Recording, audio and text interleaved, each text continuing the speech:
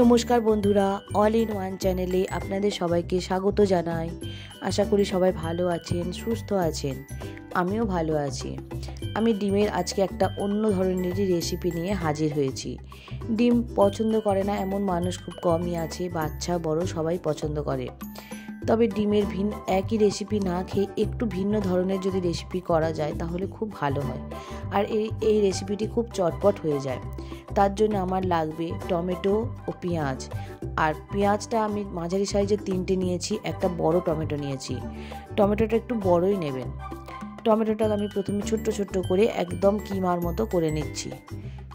একদম কিমার মতো করে নিলে কি হয়, তাড়াতাড়ি টমেটোটা মিশে যায় আর গ্রেভিটা করতে খুব সুবিধা হয়। টমেটোটা দেখুন আমি খুব তাড়াতাড়ি করেই একদম ছোট্ট ছোট্ট কিমা করে নিয়েছি। সব টমেটোগুলো কিমা করে নেওয়ার পর পেঁয়াজটাকেও আমি ছোট্ট ছোট্ট করে টুকরো টুকরো করে কাটবো। পেঁয়াজ আমি নিয়েছি দেখুন 3টে মাঝারি সাইজের পেঁয়াজ নিয়েছি। যদি খুব বড় পেঁয়াজ হয় তাহলে একটা নেবেন, আর মাঝারি সাইজের হলে 3টে নিলেই যথেষ্ট। পেঁয়াজটাকেও আমি ছোট্ট ছোট্ট কিমার মতো করে নিয়েছি। রসুন নিয়েছি 5টা কোয়া। রসুনের কোয়াগুলো আমি থেঁতো করে দিয়েছি। আপনারাও থেঁতো অথবা কুঁচো করে দিতে পারেন, ছুরি দিয়েও কুঁচো করে দিতে পারেন বা থেঁতো করে দিতে পারেন। এবারে ডিম নিয়েছি আমি 3টে। আপনারা আপনাদের প্রয়োজন মতো ডিম নেবেন আর সেই অনুপাতে অন্যান্য উপকরণও বাড়িয়ে নেবেন। ডিমটা আমি হাঁসের ডিমই নিয়েছি, আপনারা যে কোনো ডিম নিতে পারেন। কড়াই তেল দিয়েছি আমি 3 টেবিল চামচ। 3 টেবিল চামচ তেল দেওয়ার পর ওই কড়াইয়ের মধ্যে আমি কুচিয়ে রাখা পেঁয়াজগুলো প্রথমে দিয়ে দেব। কুচিয়ে রাখা পেঁয়াজগুলো দিয়ে খুব ভালোভাবে নেড়ে চেড়ে নেব। কুচিয়ে রাখা পেঁয়াজগুলো আমি এর মধ্যে দিয়ে দিলাম, দিয়ে ভালো করে নাড়াচাড়া করতে হবে। এবার এর মধ্যে রসুনের কুচি দিতে হবে। কুচিয়ে রাখার থেঁতো করা যে রসুনগুলো যে থেঁতো করেছিলাম ওই রসুনগুলো দিয়ে দেব। পেঁয়াজটা একটু লাল লাল করে ভাজা হলে তারপরেই দেবেন। আর রসুনটা দিয়ে বেশি ভাজার প্রয়োজন নেই, অল্প সামান্য নাড়াচাড়া করে নিয়ে টমেটোর কুচিগুলোর মধ্যে দিয়ে দেবেন। টমেটো কুচি দিলে তার মধ্যে থেকেই জল ছাড়বে, তাহলে রসুন বা পেঁয়াজ পুড়ে যাওয়ার ভয় থাকবে না। একটু নাড়াচাড়া করে নিতে হবে। তারপরে এর মধ্যে সামান্য পরিমাণ নুন দিতে হবে, প্রয়োজন মতো নুন দেবেন। আমি এখানে চা চামচের 4 ভাগের 1 ভাগ লবণ দিয়েছি। দিয়ে খুব ভালোভাবে নেড়ে চেড়ে নিতে হবে।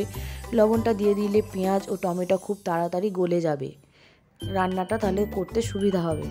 সব মশলা যখন ওইগুলো পেঁয়াজ টমেটো গলে যাবে তখন ওর মধ্যে হলুদ লঙ্কার গুঁড়ো দিয়ে খুব ভালোভাবে নেড়ে চেড়ে নিতে হবে। এবার স্বাদটাকে ব্যালেন্স করার জন্য খুব সামান্য পরিমাণ আমি চিনি এর মধ্যে মিশিয়েছি। চিনি মেশানোর পর কিছুটা পরিমাণ আমি আদা বাটা দিয়েছি ও কিছু পরিমাণ গরম মশলা দিয়েছি। যেহেতু ডিমটা আমি কাঁচা দেবো তাই গরম মশলা এতে দিতেই হবে, নইলে একটা গন্ধ থাকতে পারে।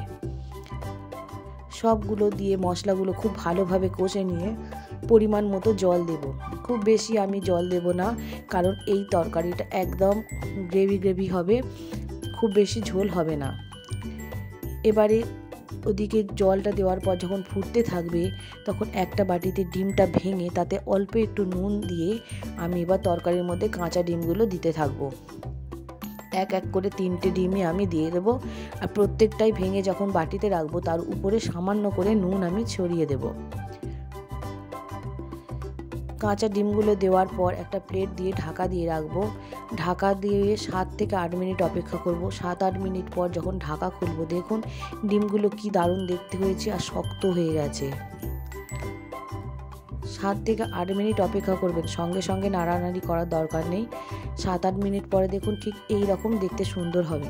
আর ডিমগুলো খুন্তির সাহায্যে আলতো আলতো করে উল্টে দেবেন। উপর থেকে আমি কিছুটা পরিমাণ ধনেপাতা ছড়িয়ে দিয়েছি।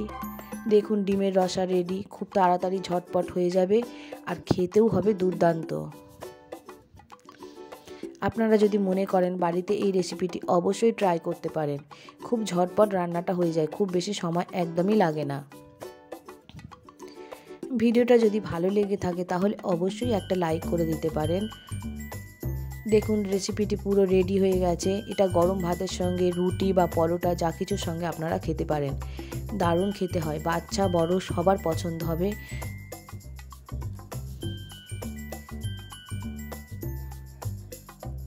দেখুন একেবারে তরকারিটা রেডি হয়ে গেছে।